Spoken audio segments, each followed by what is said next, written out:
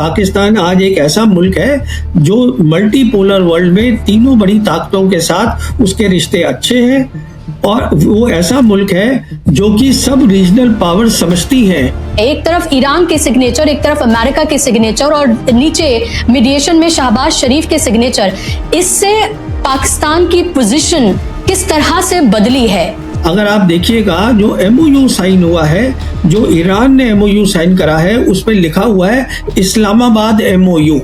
तो क्या कंप्लीटली भारत सरकार, नरेंद्र मोदी ये बता रहे हैं कि हम हैं तो ग्लोबल साउथ का हिस्सा, लेकिन हम खड़े हैं ग्लोबल नॉर्थ की तरफ, और ऐसी क्या मजबूरी है? अमेरिका को नहीं पता है उसके सैनिकों को कि वो क्यों लड़ रहे हैं। इससे बहुत फर्क पड़ता है। जो ईरान के जो कमांडर्स हैं उनको मालूम है हम इससे लड़ रहे हैं क्योंकि हमारी सर्वाइवल की बात है।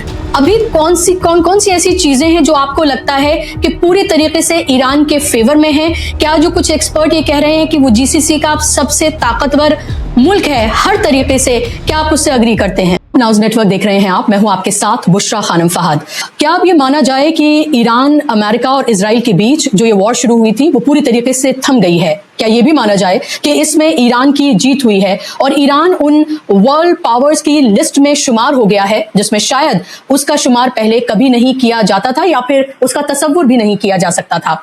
अभी आप ये देखें कि अमेरिका और ईरान के बीच में एमओयू साइन हुआ है, लेकिन उसके बाद भी लगातार ये देखने के लिए मिल रहा है कि उधर इजराइल लेबनान पर लगातार बॉम्बिंग कर रहा है, और इसके अलावा भी अमेरिका और ईरान के बीच में भी ऑन एंड ऑफ हम ये देख रहे हैं कि एक तरह का एक्सचेंज होता हुआ नजर आ रहा है। लेकिन इस सबके बीच बातचीत भी हो रही है, और इस बातचीत में अहम रोल निभाया है पाकिस्तान ने भी। हम ये आज के पॉडकास्ट में जानने की कोशिश करेंगे कि इस जंग के बाद ईरान कितना पावरफुल हुआ है, क्या अमेरिका आइसोलेट हो गया है, क्या वर्ल्ड पावर का जो सेंटर है वो पूरी तरीके से शिफ्ट हो गया है, भारत का उसमें रोल क्या है, भारत कहां खड़ा नजर आ रहा है, और उसके साथ साथ जो भारत की फॉरेन पॉलिसी है वो क्या अभी हमें बता रही है। क्योंकि आप ये देखिए कि ईरान के जो सुप्रीम लीडर हैं आयतुल्लाह अली खामनाई, उनकी जिस तरह से शहादत हुई उसके बाद अब उनकी आखिरी यात्रा निकाली जाएगी जो कि बहुत महत्वपूर्ण मानी जा रही है, और उसमें भारत को भी इनवाइट किया गया था, नरेंद्र मोदी को भी इनवाइट किया गया था। लेकिन अब खबर यह है कि गवर्नर जो है बिहार के वो और विदेश राज्य मंत्री को भेजा जा रहा है,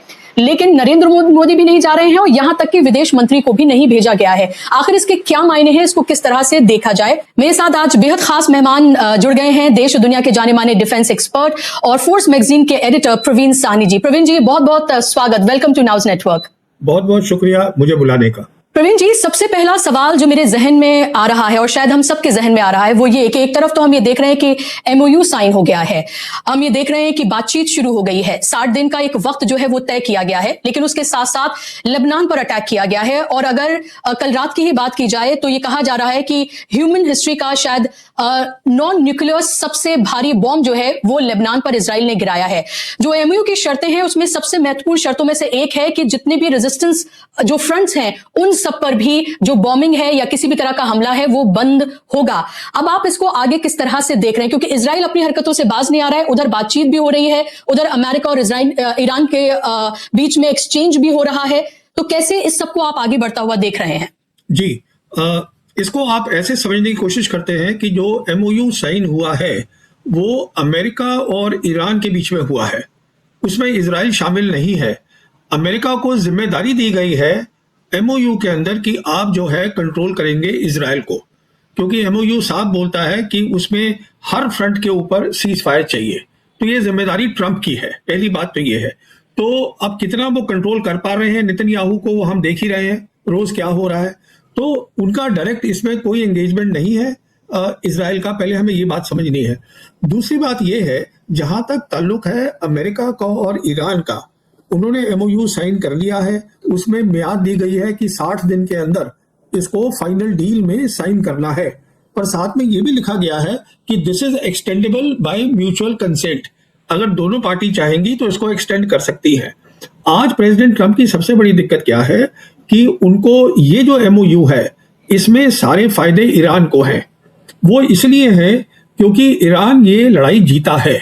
देखिए, एमओयू जो है वो पीस टाइम में भी हो सकता है। अगर पीस टाइम का एमओयू होता तो दोनों साइड जो थी उनको इक्वल फायदा होता, जिसे हम बोलते हैं विन विन सिचुएशन। यहाँ पे वो हालत नहीं है। यहाँ पर एमओयू साइन हो रहा है एक जंग के बाद वो जंग जिसमें कि प्रेसिडेंट ट्रंप के पास आज कोई और मिलिट्री ऑप्शन नहीं है। अगर कोई ऑप्शन होता तो वो एमओयू साइन ही नहीं करते। तो इस एमओयू के अंदर जो ईरान को चाहिए है, ईरान की सारी शर्तें वो सारी की सारी मान ली गई हैं। पर अब क्या हो रहा है, अमेरिका के अंदर बहुत दबाव आ रहा है प्रेसिडेंट ट्रंप के ऊपर कि आपने इतना ज्यादा क्यों दे दिया एमओयू में, क्योंकि कोई ये मानने को तैयार नहीं है आज अमेरिका में कि अमेरिका लड़ाई हार सकता है, ईरान, वो भी ईरान के साथ। तो इस बात को, क्योंकि जहां तक अमेरिकन का ताल्लुक है, उनका जो सिक्योरिटी एस्टैब्लिशमेंट है, पॉलिसी मेकर्स हैं, जो उनके एनालिस्ट हैं, थिंक टैंक्स हैं, वो आज भी समझते हैं कि दुनिया की सबसे बड़ी ताकत जो है वो अमेरिका है मिलिट्री टर्म्स के अंदर, जो कि नहीं है।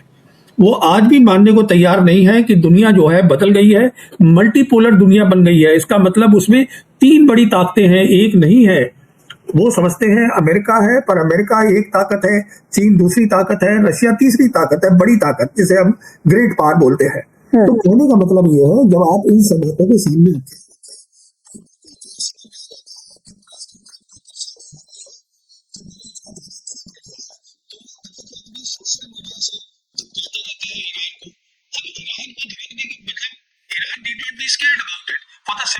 Iran has one the war.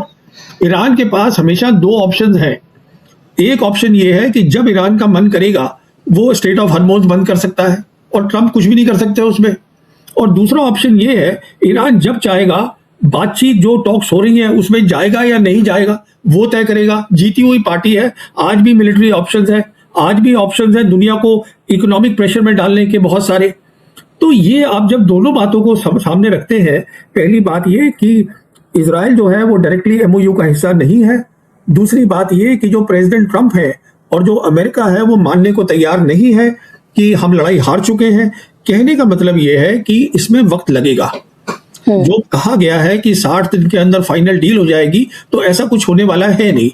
पर यह बात तय है कि फिलहाल प्रेसिडेंट ट्रंप के पास कोई भी ऑप्शन नहीं है, इसलिए अभी लगता है कि किसी स्टेज पे जाके फाइनल डील साइन हो जाएगी। क्या आपको ये भी लग रहा है, लोगों को भी ये डर है, क्योंकि अमेरिका और इजराइल 2 एक ऐसे कंट्री हैं जिन पर बहुत ज्यादा भरोसा नहीं किया जा सकता है प्रवीण जी, और ये कहा जा रहा है कि बार बार पीस डील की बात डोनाल्ड ट्रंप ने की, अब तक शायद 39 टाइम्स उन्होंने कहा और उसके बाद हमने देखा कि कोई डील नहीं हुई। ये पहली बार हम ये देख रहे हैं कि एक एमओयू बाकायदा तौर पर साइन हुआ है। क्या ये हो सकता है कि नेतन्याहू, क्योंकि इजराइल में इलेक्शन है अक्टूबर में और उसके साथ साथ नवंबर में अमेरिका में मिड टर्म पोल्स हैं, मेरे इसमें 2 सवाल हैं। ज़ायनिस्ट लॉबी अमेरिका में आपको कितनी पावरफुल नजर आती है? जो ये कहा जाता है कि almost all the big decisions are taken by this lobby, do you agree with this? और दूसरा मेरा सवाल कि क्या वही ज़ायनिस्ट लॉबी ये फर्दर क्या प्रेशर बना सकती है? क्या डोनाल्ड ट्रंप टाइम बोरो कर रहे हैं कि मिड टर्म पोल्स तक रुक जाया जाए नवंबर तक, और फिर उसके बाद हम कुछ होता देखेंगे ईरान और अमेरिका के साथ?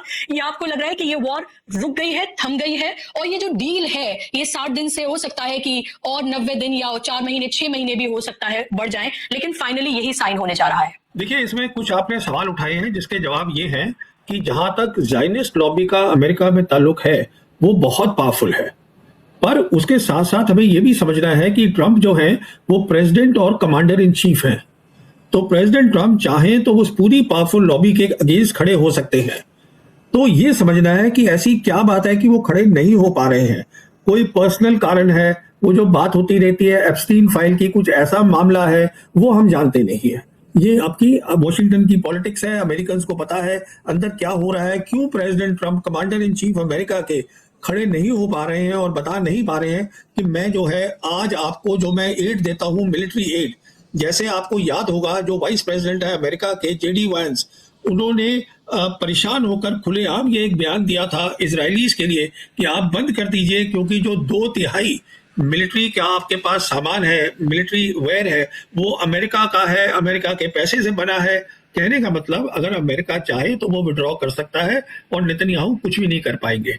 तो पहली बात तो ये हो गई। दूसरी बात ये है, जहां तक प्रेसिडेंट ट्रंप का ताल्लुक है, देखिए ये उनकी 2nd टर्म है, और वो जो अगर आप उनकी नेशनल सिक्योरिटी स्ट्रैटेजी देखें जो व्हाइट हाउस निकालता है जब कोई नया प्रेसिडेंट आता है, उसके पहले साल में निकाली जाती है, वो साफ उसमें लिखा है president Trump wants to be remembered.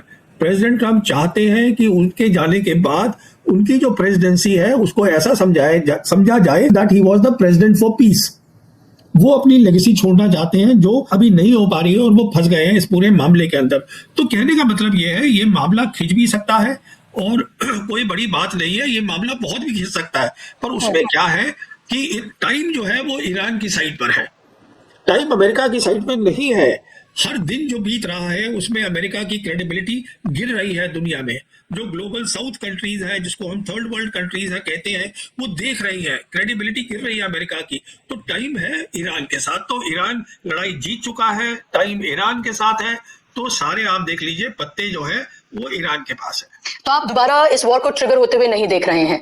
आपको नहीं लग रहा है कि ये वॉर दोबारा ट्रिगर हो सकती है? देखिए, प्रेसिडेंट ट्रंप फिर से कोशिश कर सकते हैं। मैं जैसे आपसे कह रहा हूं जी, के पास, देखिए, मिलिट्री ऑप्शन का मतलब होता है कि आपके पास कुछ ऐसी चीज है जिससे आप लड़ाई के अंदर कुछ नई चीज ला सकते हैं। तो उन्होंने एयर वॉर भी करके देख ली, कुछ नहीं हो पाया। 39 डेज करी, क्यों नहीं हो पाया? क्योंकि ईरानियंस की जो मिलिट्री फैसिलिटीज है वो सब अंडरग्राउंड है, ग्राउंड ऑपरेशन है नहीं। अभी कई एनालिस्ट ये भी बोल रहे हैं कि ग्राउंड ऑपरेशन का करना चाहते हैं, वो इंतजार करेंगे और हो सकता है। अभी देखिए जो मौसम है अभी गल्फ के अंदर, वो उसमें आप लड़ाई नहीं कर सकते क्योंकि जो टेम्परेचर्स हैं वो 50 डिग्री सेंटीग्रेड से ज्यादा होते हैं। ये लड़ाई का मौसम नहीं है। ये भी कहा जा रहा है कि ग्राउंड वॉर जो है वो शुरू हो सकती है अगली मार्च को या दिसंबर में शुरू कर देंगे प्रेसिडेंट ट्रंप। देखिए, उसके करने के लिए प्रेसिडेंट ट्रंप को पहले तो ग्राउंड ट्रूप्स चाहिए। 60,000 के करीब जो अमेरिकन ट्रूप्स हैं वो है वेस्ट एशिया में, पर कम से कम 3 लाख से ऊपर चाहिए। देखिए, जब ये 1991 की लड़ाई हुई थी, जो अमेरिका ने और सबने मिलकर लड़ी थी सद्दाम हुसैन के खिलाफ, उसमें उन्होंने 6 महीने तक वहां पे बनाया था, उनकी ट्रूप्स बिल्डअप हुआ था और करीबन 3 लाख सोल्जर लाए थे। और जो इराक है, इराक की अगर आप जियोग्राफी देखें तो वो खुला एरिया है। ईरान की देखें, वहां माउंटेन्स हैं, फॉरेस्ट है और वो उनकी जमीन है ईरानियंस की, उनको पता है, वो उस लड़ाई के लिए भी तैयार है। तो आप कहां से पहले 3-3.5 लाख तो आप पहले उनको लाइएगा, अपने सोल्जर्स को, उसके लिए ड्राफ्ट करिए, उसके लिए कांग्रेस की अप्रूवल चाहिए। कहने का मतलब ये है, आज जो उनके पास ऑप्शन था वो सिर्फ यही है कि मैं नेवल ब्लॉकेड कर दूं। ग्राउंड ऑप्शन है नहीं, एयर ऑप्शन है नहीं, तीसरा है कि मैं नेवल ब्लॉकेड कर दूं। और नेवल ब्लॉकेड भी अगर फिर से ये लड़ाई शुरू करते हैं तो उनके पास काबिलियत है, ईरान के पास ड्रोन्स हैं, मिसाइल्स हैं, बहुत दूर तक मार कर सकते हैं एक्यूरेटली। तो ये जितना भी इन्होंने नेवल ब्लॉकेड बनाया है, जो उनके बड़े बड़े जहाज हैं, वो सब टारगेट होंगे। और एक बड़ा जहाज अगर डूब गया अमेरिका का, तो अमेरिका की क्या इज्जत रहेगी दुनिया में? तो कहने का मतलब है, बहुत परेशानी का वक्त है प्रेसिडेंट ट्रंप के लिए। अब वो शुरू करना चाहे उनकी मर्जी है, पर हासिल कुछ नहीं होगा। क्योंकि मैं कई एक्सपर्ट को सुन रही थी, वो यही कह रहे थे कि टाइम बोरो किया जा रहा है दरअसल।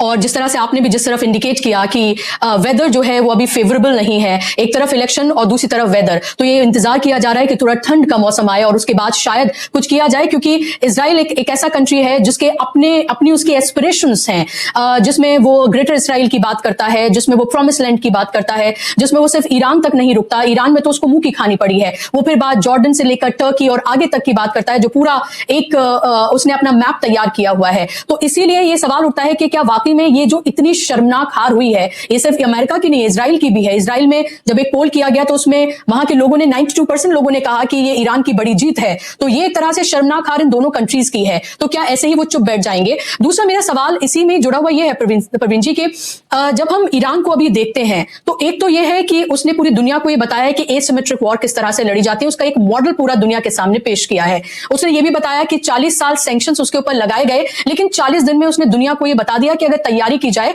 तो दुनिया की सबसे बड़ी ताकत को भी घुटनों पर लाया जा सकता है। अभी कौन सी ऐसी चीजें हैं जो आपको लगता है कि पूरे तरीके से ईरान के फेवर में है? क्या जो कुछ एक्सपर्ट ये कह रहे हैं कि वो जीसीसी का सबसे ताकतवर मुल्क है हर तरीके से, क्या आप उससे अग्री करते हैं? देखिए, जहां तक ईरान का ताल्लुक है, ईरान आज स्ट्रेट ऑफ हॉर्मुज़ कंट्रोल करता है, ईरान रेड सी कंट्रोल करता है। जो हुतीज हैं वो जब भी चाहेंगे तो जो केबल्स होती है, इंटरनेट केबल्स जो स्ट्रेट ऑफ हॉर्मुज़ से जाती है, उनको काट सकते हैं। इंटरनेट बंद हो जाएगा पूरा वेस्ट एशिया में, कुछ पार्ट साउथ एशिया के भी अफेक्टेड होंगे, इंडिया भी अफेक्टेड होगा, कुछ पोर्शन यूरोप के भी अफेक्टेड होंगे। उसके बाद आज उनके पास ड्रोन्स हैं और उनके पास मिसाइल्स हैं जो 4000 किलोमीटर पे भी मार कर सकती हैं। इंडियन ओशन में पूरा मेडिटेरेनियन सी को कवर कर सकते हैं। तो क्या, और सबसे बड़ी बात क्या है, ईरान की जो लड़ाई है वो लड़ाई जिसे हम कहते हैं वॉर ऑफ सर्वाइवल।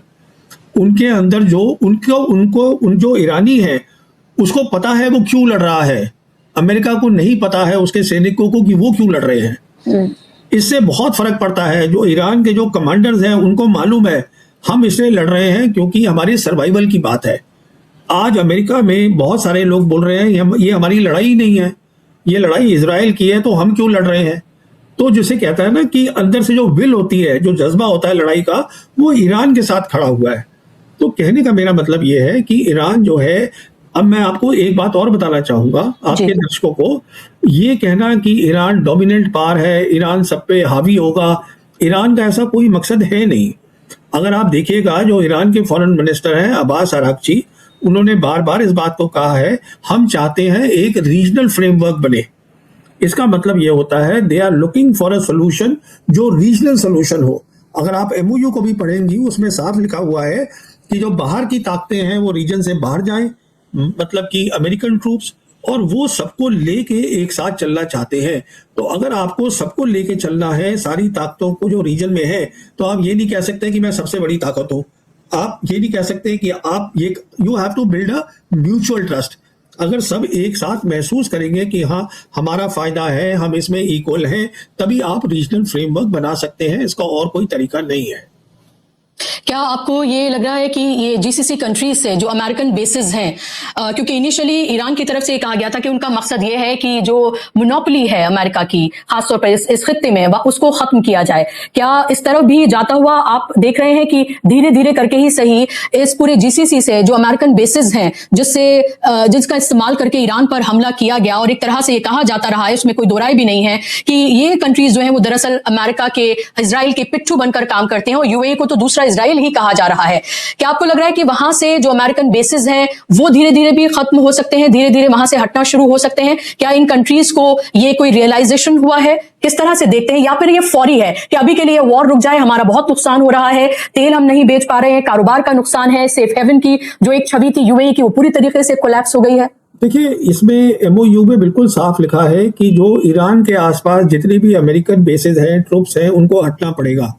अगर आप देखिएगा आज अमेरिका के 60,000 सोल्जर्स वेस्ट एशिया में हैं, 10 कंट्रीज में हैं, 19 बेसिस में हैं। तो 10 कंट्रीज में से 5 कंट्रीज हैं जीसीसी, जो कि आप जानती हैं Saudi Arabia, Qatar, Bahrain, Kuwait, UAE. तो वहां से भी हटना पड़ेगा। ये एमओयू में लिखा है बिल्कुल साफ, जो एमओयू प्रेसिडेंट ट्रंप ने खुद साइन किया है। अगर प्रेसिडेंट ट्रंप खुद साइन कर रहे हैं, इसका मतलब जिम्मेदारी ली है प्रेसिडेंट ने खुद कि मैं इसको मुकम्मल करूंगा, मैं इसकी फाइनल डील तक लेके जाऊंगा। तो जहां तक सवाल आपने यूएई का बोला है, तो 3 ऐसी जीसीसी कंट्रीज हैं, जो एक यूएई है, एक बहरीन है, एक कुवैत है, जो अभी भी सोच रही हैं कि हमारे ऑप्शंस हैं, हम ये भी कर लें, वो भी कर लें। तो कहने का मतलब ये है कि वो ऑप्शन आप एक्सरसाइज कर सकते हैं, उससे कोई परेशानी। देखिए, रीजनल ऑर्डर का मतलब ये होता है कि एक रीजन जो है वो सिक्योरिटी रीजन तय करेगा।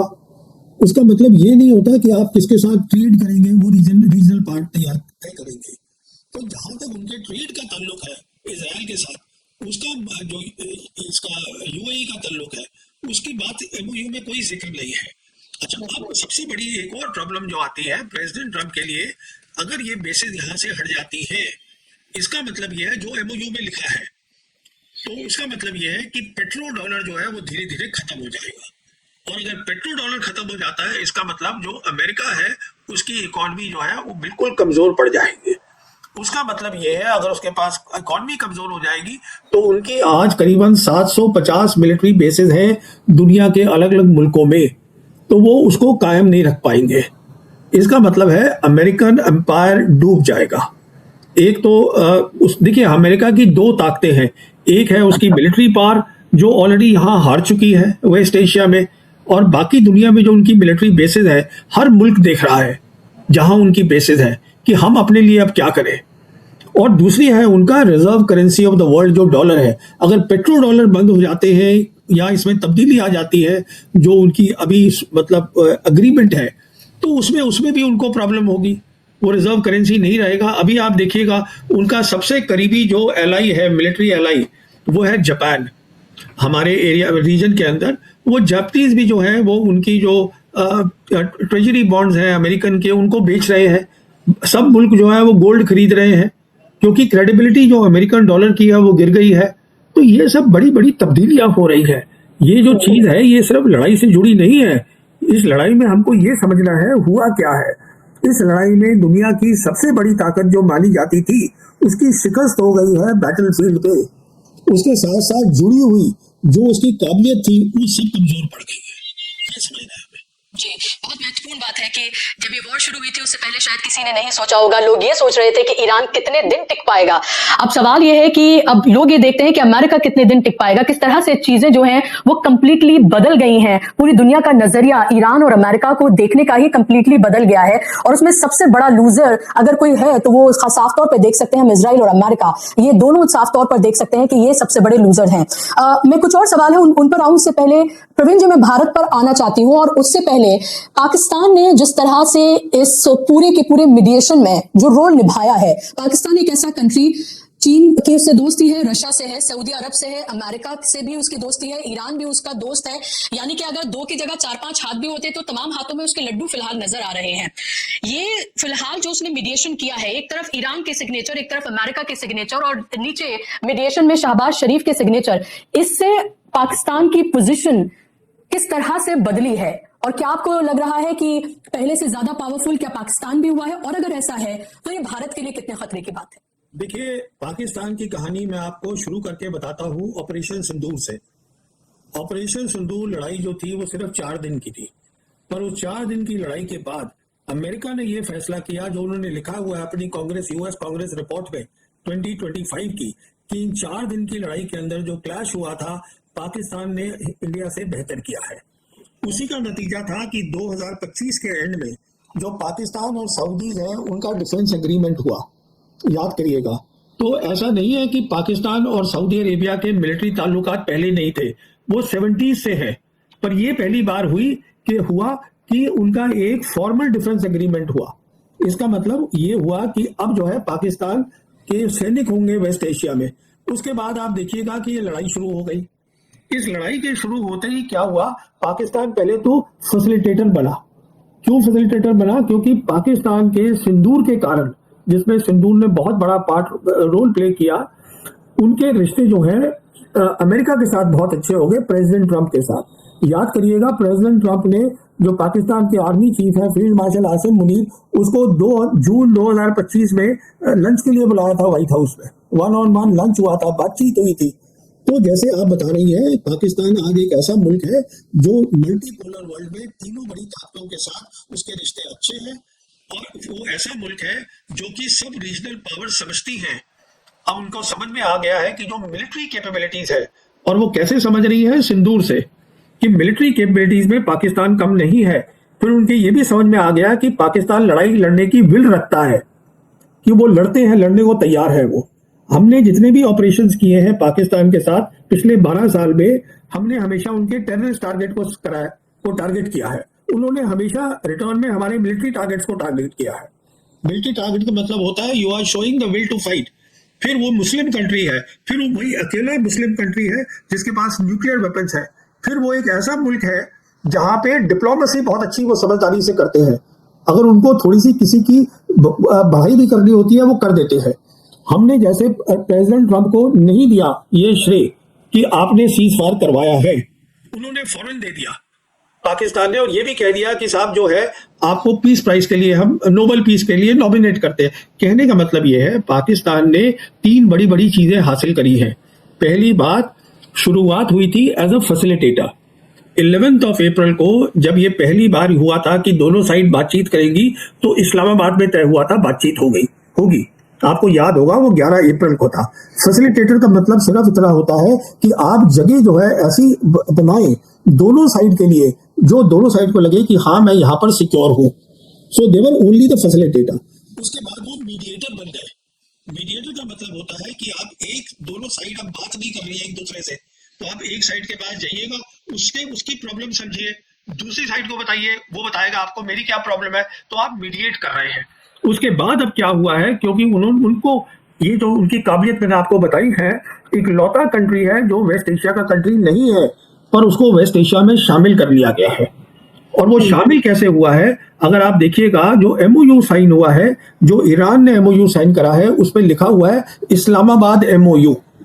और जो तीन बड़ी बड़ी और जो ताकतें हैं रीजनल पावर्स दैट मैटर, कौन सी है रीजनल पावर्स? जैसे कि इजिप्ट है, जैसे सऊदी अरेबिया है, टर्की है, उसमें पाकिस्तान भी शामिल हो गया है। तो आज पाकिस्तान जो साउथ एशियन कंट्री है, अब वो जुड़ चुका है वेस्ट एशिया के साथ। तो अब आप समझ सकती हैं वो कहां से कहां पहुंच चुका है। जी, ये तो एक तरह का रेवोल्यूशन है कि किस तरह से कहां वो पहुंचा है, और आपने बेहतरीन तरीके से उसको यहाँ एक्सप्लेन किया है। और इसी में जुड़ा हुआ मेरा सवाल ये था कि आखिर प्रवीण जी, ये क्या अचानक हम ये होता हुआ देख रहे हैं, या फिर ये पाकिस्तान की लॉन्ग स्ट्रेटजी थी जिसका हम नतीजा यहाँ पर हम सामने आता हुआ देख रहे हैं? या आप ये देखते हैं कि जो जिस तरह से ज्योग्राफी है उसकी, वो उसको बहुत सूट करती है, या जो एक मिलिट्री पावर है, न्यूक्लियर पावर है, इसलिए वो सूट करता है उसको? क्या आखिर रीजन है कि चाहे हम अमेरिका की बात करें, चाहे हम ग्लोबल नॉर्थ की बात करें, ग्लोबल साउथ की बात करें, दोनों तरफ के जो पावर्स हैं वो पाकिस्तान से हाथ मिलाना चाहती हैं या पाकिस्तान के साथ खड़ी हुई है? देखिए, सब कुछ है, मुस्लिम नेशन है, न्यूक्लियर वेपन है, कनेक्टिविटी है, ज्योग्राफी है, पर सबसे बड़ी बात यह है जो हमें समझनी है कि उनके जो जनरल्स हैं आर्मी के, वो फॉरेन पॉलिसी में बहुत ज़्यादा अच्छे हो गए हैं। इसकी मैं आपको मिसाल देता हूं कि 1998 में जब हिंदुस्तान ने न्यूक्लियर टेस्ट किए थे, तब अमेरिका क्लिंटन एडमिनिस्ट्रेशन थी, वो कोशिश कर रहे थे कि पाकिस्तान टेस्ट ना करे। तो जो उनके एक बहुत रिप्रेजेंटेटिव थे, स्ट्रोप टैलबर्ट, अमेरिका के डिप्टी सेक्रेटरी ऑफ स्टेट थे, वो कोशिश कर रहे थे कि उस समय जो उनके प्राइम मिनिस्टर हैं नवाज शरीफ, उनको कांटेक्ट करें, तो नवाज शरीफ के दफ्तर में कोई फ़ोन ही नहीं उठा रहा था। फिर उन्होंने जो आर्मी चीफ थे जनरल जहांगीर करामत, वहाँ फ़ोन किया, उन्होंने कहा आ जाइए हमसे बात करिए। तो बात हुई, उसमें जहांगीर करामत ने दो टूक बोल दिया अमेरिकन्स को, ये हमारी नेशनल सिक्योरिटी है, हम कॉम्प्रोमाइज़ नहीं करेंगे, आप जाइए। तो उन्होंने उसके बाद उन्होंने भी टेस्ट किए, हम जानते हैं। उसके बाद एक नोट भेजा जनरल जहांगीर करामत ने फॉरेन ऑफिस में कि देखिए अब जो पाकिस्तान है न्यूक्लियर वेपन स्टेट हो गया है, तो अब हमारा भी रोल बन गया है डिप्लोमेसी में, फॉरेन पॉलिसी में। और अब आप अगर जो देख रही हैं, तो जो फील्ड मार्शल आसिम मुनीर है, जो रास्ता शुरू किया था जनरल जहांगीर करामत ने, वो आसिम मुनीर आगे ले गए हैं। ये जो बात हो रही है, जो ट्रंप पे बात करते हैं, वो कहते हैं माय फेवरेट फील्ड मार्शल। तो सारी देखिए, ये मैं ये नहीं कह रहा हूं कि उनके जो प्राइम मिनिस्टर हैं उनको नहीं मिलना चाहिए, मतलब कामयाबी का वो, he should also get that thing, but the point is that more and more countries they want to talk to field marshal Asim Munir, because they know that these people understand the diplomacy, they understand how to talk to them, because this is something they have worked very well and they are the people who are in power in the GHQ। तो आपको ये सब चीजों को सामने रख के फिर एक फोटो देखिए, तो आपको समझ में आ जाएगा कि डिप्लोमेसी में, और स्पेशली अभी जैसे दुनिया बदल रही है, हमारे जो डिप्लोमेट्स हैं, जो फॉरेन पॉलिसी जो हमारी बनाते हैं, पहली तो बात यह है कि सरकार फॉरेन पॉलिसी बनाती है, हमारी डिप्लोमेट्स तो बनाते नहीं, उनका काम है उसको आगे ले जाना। तो आज भी मैं समझता हूँ हमारी जो सबसे बड़ी खामी है, शॉर्ट कमिंग है हमारे डिप्लोमेट्स की, उनको मिलिट्री पार्ट समझ में नहीं आती, जो कि केस नहीं है पाकिस्तानी जनरल्स के साथ, क्योंकि वो सिक्योरिटी तो शुरू से ही देख रहे थे। मिलिट्री लाइन ऑफ कंट्रोल जब बनी थी 1 जनवरी 49 से, तो वो उनकी जिम्मेदारी बन गई, सीज फायर लाइन। तो उनको वो भी समझ में आता है, उनको ये भी समझ में आता है, और वो पीछे नहीं हटते किसी को थोड़ा सा बताने में कि हाँ साहब आपने सीज फायर कराया। You see, in terms of वो ये झिझकते नहीं है कि मैं ही सारा क्रेडिट ले लूँ, दूसरे को क्रेडिट दे देते हैं अगर उनका फायदा हो रहा है। तो ये सब बातें होती हैं जिनको समझना पड़ता है। बिल्कुल Praveen ji, I think you are the only one in India, खासतौर पे एज ए डिफेंस एक्सपर्ट, जो पाकिस्तान को लेकर जो है वो आप बिल्कुल खुल के बात करते हैं। प्रो पाकिस्तानी होने के भी आपके ऊपर टैग्स जो हैं वो लगते रहे हैं कि आप जो है पाकिस्तान के एप्पल ऑफ द आई हैं, तो वो भी आपके साथ होता रहा है, बट जो है हकीकत, वो हकीकत आप यहाँ पर रख रहे हैं। सवाल मेरा ये है प्रवीण जी लेकिन आपसे कि भारत की फॉरेन पॉलिसी को आप कैसे देख रहे हैं? अभी हमने देखा कि राजनाथ सिंह, जिन्होंने संसद में झूठ बोला कि ये पूछिए हमसे कि क्या हमारा कोई जवान शहीद हुआ है, कोई मारा गया है, तो मेरा जवाब है नहीं। और उसके इतने दिनों के बाद हम ये देख रहे हैं कि 6 जो जवान हैं, जो हमारे ऑफिसर्स थे, जवान ऑफिसर्स थे, उनकी शहादत हुई और उनके नाम हमें अब पता चल रहे हैं। ये कितना बड़ा धोखा है देश के साथ। ये एक तरह से आप ये देखें कि वो लोग जिन्होंने अपनी जान गंवा दी देश के लिए, उनके नाम तक भी आप सामने नहीं लेकर आए। ये किस तरह का ढोंग है? एक तो ये मेरा सवाल, और दूसरा हमारी फॉरेन पॉलिसी आकर जा कहां रही है। एक ऐसा मौका जो नरेंद्र मोदी को मिला, जिन्होंने गलतियां की जब ईरान के ऊपर ये इलीगल वॉर छेड़ी गई, और उसके बाद उन्होंने न श्रद्धांजलि दी, न सही से उन्होंने कंडेम किया, बल्कि जीसीसी कंट्रीज जितने भी उनको फोन कर करके वो बाकायदा तौर पर उसको कंडेम कर रहे थे। इजराइल के लिए तो उन्होंने क्या क्या किया वो पूरी दुनिया को अभी पता है, अमेरिका के आगे वो कैसे नतमस्तक है ये भी पता है। लेकिन एक मौका था कि वो इस हिस्टोरिक डे जो था उसमें वो शिरकत कर सकते थे, शायद पुरानी गलतियों को सुधार सकते थे, लेकिन वो भी उन्होंने गवारा नहीं किया। तो क्या कंप्लीटली भारत सरकार, नरेंद्र मोदी ये बता रहे हैं कि हम हैं तो ग्लोबल साउथ का हिस्सा, लेकिन हम खड़े हैं ग्लोबल नॉर्थ की तरफ, और ऐसी क्या मजबूरी है? क्या वो समझ नहीं पा रहे हैं कि ये दुनिया जो है वो बदल गई है इस वॉर के बाद? देखिए, आपने इसमें 2-3 सवाल उठाए हैं जिसके जवाब मैं देता हूं। पहली बात, आपने फॉरेन पॉलिसी की बात करी है। देखिए, मैं तो तकरीबन 4 साल से कह रहा हूं, कम से कम 4 साल से कह रहा हूं कि हमारी फॉरेन पॉलिसी गलत है। और उसमें गलती क्या है कि दुनिया बदल गई है। आज एक बड़ी ताकत नहीं है, आज 3 बड़ी ताकतें हैं। 2 बड़ी ताकतें हमारे साथ ज्योग्राफिकली हमारे से नजदीक है, ये आप समझिएगा, रशिया है और वो है चाइना है, हमारे से बिल्कुल जुड़े पड़े हैं। फिर क्या हुआ है कि जो पूरी जियोपॉलिटिक्स है, जिसको हम बोलते हैं ट्रेड, कनेक्टिविटी, पावर, वो और कंटेस्टेशन, ग्रेट पास का, वो सब हमारे रीजन में आ गया है। तो हमें उसका फायदा उठाना चाहिए। हमें क्या, देखिए, अमेरिका एक बड़ी ताकत है, पर अमेरिका हमारे से 12,000 किलोमीटर दूर है आज, और वर्ल्ड मल्टीपोलर है। तो मैं कह ही रहा हूं कि हमारे को अगर अपने, देखिए, फॉरेन पॉलिसी का मतलब होता है कि जो हमारे गरीब लोग हैं, बहुत गरीब मुल्क है ये हिंदुस्तान, उसके लिए आप कुछ ऐसा करिएगा कि आपको उन लोगों की मदद हो सके, उनकी बेहतरी हो सके उनकी जिंदगी के अंदर। तो उसमें तो मुझे कोई शक नहीं है, फॉरेन पॉलिसी गलत है। अच्छा, अब आपने बात करी डिफेंस मिनिस्टर के बारे में। देखिए, ये बातें होती है जो याद रहती हैं लोगों को। अब मैं आपको याद दिलाता हूं 2019 की। 2019 को जब बालाकोट अटैक किया गया था, उस समय अगर आप याद करिएगा तो क्या हुआ था, हमने खुद अपने एक हमारा जो था हेलीकॉप्टर, हमारी ही मिसाइल से उसको गिरा दिया था। याद करिएगा, 6 या 7 लोग हमारे उसमें मारे गए थे। एयरफोर्स ने अपनी मिसाइल से अपने ही हेलीकॉप्टर को गिरा दिया था उस पूरे कंफ्यूजन में, जो जब उन्होंने हमारे पे वो काउंटर अटैक किया, जिसको बोलते हैं ऑपरेशन स्विफ्ट रिटॉर्ट, जो पाकिस्तान ने किया था हमारे ऊपर, once we had done the Balakot attacks.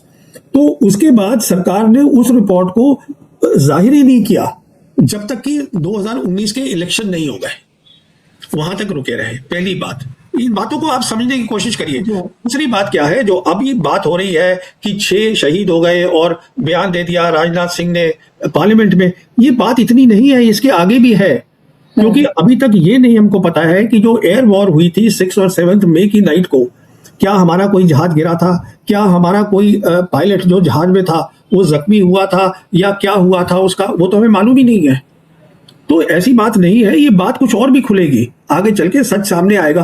कहने का मतलब ये है कि ये सरकार की जिम्मेदारी है कि आपका जो हुआ है, अब जैसे अमेरिका है, पता चल जाता है कि अमेरिका के इतने लोग मारे गए हैं उस लड़ाई के अंदर, इतने इनके हवाई जहाज गिर गए हैं, हमारा पता नहीं चल पा रहा है इन सब चीजों का। तो मेरे कहने का ये तो पहले दूसरी बात है। अब मैं बात करता हूँ अपने पाकिस्तान, जो मुझे थोड़ा सा आई स्टार्टेड स्माइलिंग कि I am the Apple of the I of Pakistan. ये गलत बात है बोलना, that is not true. What is true is that I mean that's not my claim. I just say कि आपको सोशल मीडिया पे इसी तरह से कहा जाता है। जी जी जी। That's not the point. For me, most important country is India. This is my country. This is my motherland. But मैं जानता हूँ कनेक्टिविटी का क्या मतलब होता है, मैं जानता हूँ जियोपॉलिटिक्स क्या होती है, और मैं ये भी जानता हूँ कि पाकिस्तान और हम एक सिविलाइजेशन के हैं। मैं ये भी जानता हूँ कि आज अगर हमें किसी मुल्क के साथ बात करनी है, उससे दोस्ती करनी है, तो वो पाकिस्तान है। इसका मतलब ये नहीं है कि पाकिस्तानी मेरे क्या बारे में सोचते हैं, वो दूसरी बात है, पर मैं समझता हूं कि Pakistan is extremely important for India. Pakistanis are, they should be are strong, we should have strong ties with them. हम एक ही लोग हैं 2 मुल्कों में, हमें इस बात को समझना है, ये मैं कहना चाहता हूं। जी, तो क्या इसीलिए ये ट्रैक टू डिप्लोमेसी कहें, कॉन्वर्जेशन कहें, क्या ये शुरू हुई है, जिसको सरकार ने कंप्लीटली ये कहा कि हमारे से कोई मतलब नहीं है, कोई एक्स ऑफिसर क्या बात कर रहे हैं और ये कोई ऑफिशियल नहीं है, इस तरह की बातें कही गई। हालांकि उसमें राम माधव भी थे, उसमें MM नरवणे भी थे, और ये मुलाकात कोलंबिया में हुई है। तो क्या इसको इस तरह से देखा जाए? और RSS ने भी अब से कुछ दिन पहले पैरवी की थी कि बातचीत होनी चाहिए। तो ये जो एक तरह का सॉफ्ट कॉर्नर खासतौर पर RSS की तरफ से जो देखने के लिए मिल रहा है, ये क्या आपको लगता है कि बिना सरकार की रजामंदी के ये हो रहा है? और इसको आप फिर किस तरह से देख रहे हैं? क्योंकि एक बार फिर से आपने पाकिस्तान की बात की, तो I thought I should bring this to. देखिए, जहां तक मोदी सरकार का ताल्लुक है, मुझे कोई शक नहीं है। आप ट्रैक 2 कर लीजिए, ट्रैक 3 कर लीजिए, 4 कर लीजिए, बाहर के मुल्क बुला के बातचीत करवा लें, पाकिस्तान के साथ हमारे रिश्ते नॉर्मल नहीं होंगे जब तक ये सरकार है, इसमें कोई शक नहीं है। और मैं आपको और आगे भी बता दूं, कई लोग मेरे से ये पूछते रहते हैं कि देखिए चीन के साथ रिश्ते कैसे नॉर्मल होंगे, तो मैं उन्हें कहता हूं, देखिए फॉरेन पॉलिसी जो तय हुई है इस सरकार ने जो की है कि we should look in competition with China, हम चाइना के साथ पार्टनरशिप नहीं करेंगे, तो वो नहीं करेगी। और जहां तक पाकिस्तान का ताल्लुक है, मैं पहले इंसान हूं जो बहुत खुश होगा अगर पाकिस्तान के साथ हमारे रिलेशंस नॉर्मल हो। नॉर्मल का मतलब ये होता है कि हमारी जो दोनों हाई कमीशन है उसको आप पहले फुल स्ट्रेंथ में लाइएगा, वो पहली रिक्वायरमेंट है। ये ट्रैक 2 और ट्रैक 3 का कोई मतलब ही नहीं है जहां तक ये सरकार का ताल्लुक है। तो अभी आरएसएस क्या कह रही है, जहां तक राम माधव का ताल्लुक है, उन्होंने खुद क्लैरिफाई कर दिया है कि मैं जो है ट्रैक 2 में नहीं था, वो एक कॉम्पोजिट डायलॉग था जहां और भी मुल्क के लोग थे, मुझे पता नहीं वो कोलंबो में या कहां हुआ है, तो वहां पर ही सेड क्लियर किया उन्होंने कि एक सेशन था जिसमें मैंने जाके टॉक दी है और मैं वापस आ गया हूं। और जहां तक ताल्लुक है आरएसएस के जनरल सेक्रेटरी का, देखिए वो हडसन इंस्टीट्यूट से आए थे, वापस अमेरिका से दौरा करके आए थे, और अमेरिकन चाहते हैं कि हिंदुस्तान और पाकिस्तान जो है उन दोनों की बातचीत शुरू हो। और प्राइम मिनिस्टर मोदी को आरएसएस की क्लियरेंस नहीं चाहिए उसके लिए, कितना भी दबाव डाल लें अमेरिकन, मैं नहीं समझता हूं कि prime minister Modi normal relations करेंगे पाकिस्तान के साथ। ये वही बात है जैसे कि कितना दबाव डाला प्रेसिडेंट ट्रंप ने कि उनको क्रेडिट मिले कि मैंने सीज फायर करवाया, जिसमें उसका योगदान है, उनका योगदान है, there is evidence for that, but हम नहीं माने। तो ये सरकार की फॉरेन पॉलिसी बिल्कुल तय है, उसके अंदर पाकिस्तान के साथ नॉर्मल रिलेशंस बिल्कुल शामिल नहीं है, इसमें कोई शक नहीं होना चाहिए। अब ठीक है, आप खबरें चलाते रहिए, और नॉर्मल रिलेशंस, नॉर्मलाइज करना रिलेशंस को चाइना के साथ, वो भी शामिल नहीं है। Because we will not be, जो वोंग ही बोलते रहते हैं उनके फॉरेन मिनिस्टर बार बार कि India and China should not be rivals, we should be partners, but we want to be seen as the rivals of China in the region. तो वो नॉर्मलाइज रिलेशन नहीं होंगे। अब हमारी फ्लाइट्स चालू हो गई हैं, इकोनॉमिक रिलेशन चालू हो गए, पर वहां से इन्वेस्टमेंट नहीं आएगी क्योंकि म्यूचुअल ट्रस्ट ही नहीं है। ये जो अनफॉर्चुनेट है, ये फॉरेन पॉलिसी गलत है, मैं तो बहुत वक्त से बोल रहा हूँ।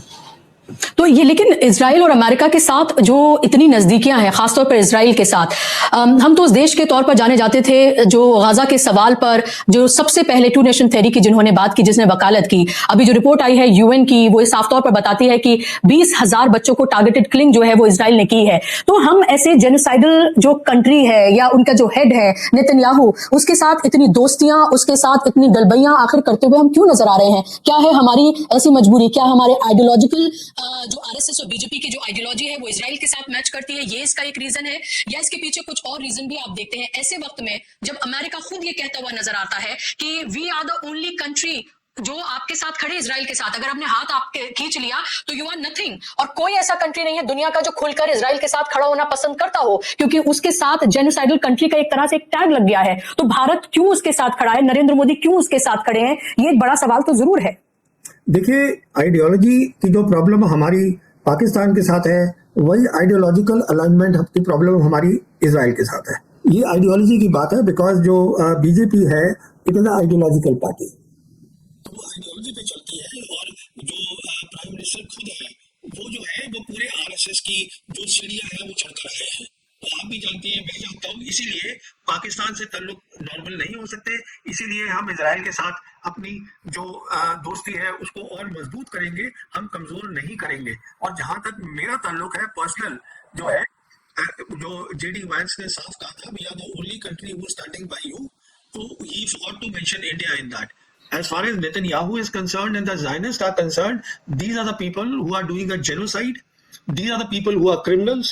लोगों को मार रहे हैं, बच्चों को मार रहे हैं, औरतों को मार रहे हैं, और जो मेडिसिन है वहां तक नहीं पहुंच रही है। अच्छा, आज जो गाजा है वो वहां 2 मिलियन लोग हैं जो ओपन प्रिजन में है, और लास्ट ईयर सीज फायर हुआ था, तब से लेके अब तक इजराइल ने 1000 से ज्यादा लोगों को मार दिया है। ये सब रिकॉर्ड है। क्या बताता है आपको इन लोगों के बारे में, ज़ायनिस्ट के बारे में? ये इनकी सोच है, उसका आप कुछ नहीं कर सकते। मैं कहीं देख रहा था, किसी ने ठीक कहा है, ये मुझे मालूम नहीं किसने बोला है कि आपको अगर इजराइल का हल ढूंढना है, इजरायलीज को कहिए आप ग्रीनलैंड में जाके रहिएगा, ये छोड़ दीजिए, दिस इज पैलेस्टाइन लैंड। और जब तक देखिए आपने ये बात करी थी, हमारी शुरुआत इसी से हुई थी, जब तक जो है पैलेस्टाइन का मसला हल नहीं होगा, इजरायलीज और जो ज़ायनिस्ट हैं वो अपनी इजराइल ड्रीम को नहीं छोड़ेंगे। और जहां तक ईरान का ताल्लुक है, ईरान आज उस सिचुएशन में है, दुनिया मल्टीपोलर बन चुकी है, अमेरिका लड़ाई हार चुका है और दोनों बड़ी ताकतें भी चाहती है कि पैलेस्टाइन का मसला हल हो, तो ये हो सकता है, देयर इज होप। ओके, दो तीन मेरे लास्ट क्विकली आपसे क्वेश्चंस। एक तो ये कि लोग ये भी जानने में बहुत इंटरेस्टेड हैं कि इस पूरी वॉर में चाइना और रशिया का जो रोल रहा है वो कितना महत्वपूर्ण आप मानते हैं। और दूसरा, अभी मैं देख रही थी कि जो मोंगला पोर्ट है जो भारत को जो मिला था 112 एकड़ आई थिंक वो जमीन है, लैंड है जो मिली थी, वो जब अभी बांग्लादेश के जो प्राइम मिनिस्टर हैं उन्होंने मुलाकात की अभी चाइना जाकर, और वो जो प्रोजेक्ट है वो पूरा का पूरा चाइना को दे दिया गया है। तो इस तरह से आप ये देखिए कि जो ना सिर्फ पाकिस्तान से तो एक दुश्मन देश की तरह व्यवहार होता है, दुश्मन देश समझा जाता है, लेकिन बांग्लादेश के साथ भी बांग्लादेश और पाकिस्तान के रिश्ते मजबूत हो रहे हैं, बांग्लादेश और चाइना के रिश्ते मजबूत हो रहे हैं, और बांग्लादेश और भारत के रिश्ते किस तरह से वीक ही नहीं पड़े बल्कि प्रोजेक्ट भी जो काफी एस्पिरेशनल प्रोजेक्ट था जिसमें कोई काम शुरू ही नहीं किया गया, इसलिए उससे लेकर चीन को दे दिया गया, वो सब भी हो रहा है। तो चीन जो है वो लगातार जो मजबूत हो रहा है वो भारत के लिए कितनी बड़ी फिक्र की बात हो सकती है। और वही जो मेरा पहला सवाल था कि चाइना और रशिया के रोल को इस वॉर के इर्द गिर्द आप कैसे देख रहे हैं, क्या उसकी ताकत भी पहले से ज्यादा बड़ी है? देखिए, जहां तक चाइना और रशिया का ताल्लुक है और ईरान वॉर का ताल्लुक है, उनका रोल बहुत बड़ा रहा है, उनका रोल बहुत बड़ा रहा है। यूएन में, यूएन के हवाले से उन्होंने जो रोल प्ले किया है, उसके साथ साथ in terms of military, in terms of economy, the amount they have contributed to Iran. देखिए, जीत ईरान की हुई है, पर आप ये भी समझिएगा कि जो अराक्ची है वो मई के महीने में, याद करिएगा, वो पहले गए थे रशिया, वहाँ 1.5 घंटे उनकी प्रेसिडेंट पुतिन से बात हुई, वहां से वो सीधा गए चाइना और वहां पर उनकी अपने काउंटर पार्ट वांग ही से बात हुई और वापस तेहरान में आके उन्होंने ये ऐलान किया कि हम क्या करेंगे, पोस्ट वॉर रीजनल फ्रेमवर्क बनाएंगे। तो दो बड़ी ताकतें खड़ी हैं ईरान के साथ, और जीत जो है मैं कहूंगा ना चाइना की है ईरान वॉर में, ना रशिया की है, जीत ग्लोबल साउथ कंट्रीज की है, क्योंकि वर्ल्ड ऑर्डर बदल रहा है।